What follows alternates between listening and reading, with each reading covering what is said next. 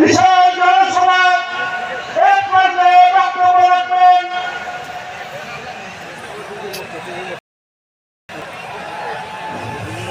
বাংলাদেশ জামায়াতে ইসলামীর সিনিয়র আমির অধ্যাপক মুজিবুর রহমান।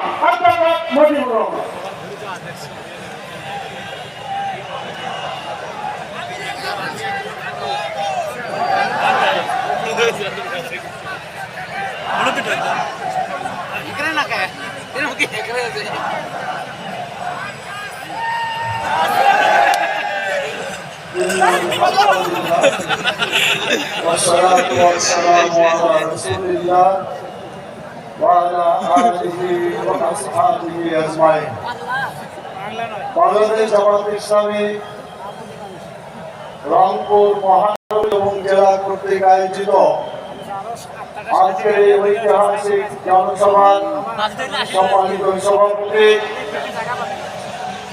এই মাত্র মঞ্চে উপবিষ্ট হলেন আজকে জনসভার সংগ্রামী প্রধান অতিথি বিশ্ব ইসলামী আন্দোলনের অন্যতম নেতা বাংলাদেশ জামায়াতে ইসলামীর সংগ্রামী আমির জনাব ডক্টর শফিকুর রহমান,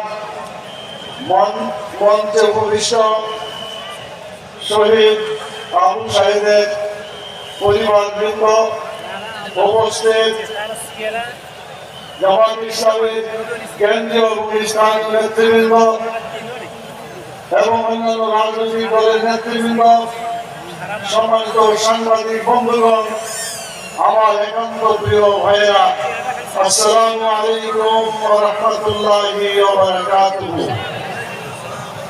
আপনারা সবাই ভালো আছেন? আলহামদুলিল্লাহ, আপনারাও ভালো আছেন, আমরাও ভালো আছি, যার ফলে আমরা এক জায়গায় উপস্থিত হতে পেরেছি।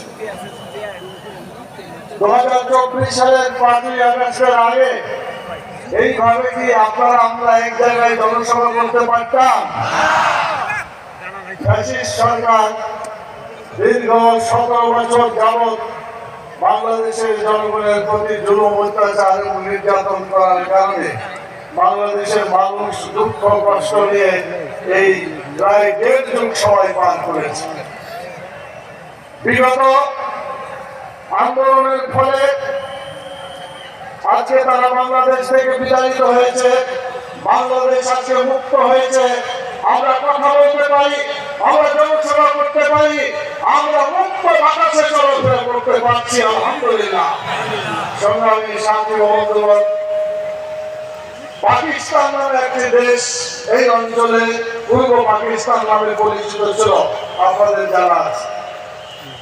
ইসলামের নামে পাকিস্তানে মানুষ আশা করেছিল যে ইসলামের আইন চালু হবে, কিন্তু দুর্ভাগ্য 24 বছরের ইতিহাসে পাকিস্তান ইসলামের নামে স্বাধীনতা অর্জন করলেও ইসলামের আইন তারা চালু করে নাই, যার ফলে ইসলামের সাথে বিশ্বাসঘাতকতা করার কারণে 24 বছরের মাথায় দেশটি ভেঙে টুকরো হয়ে গিয়েছে।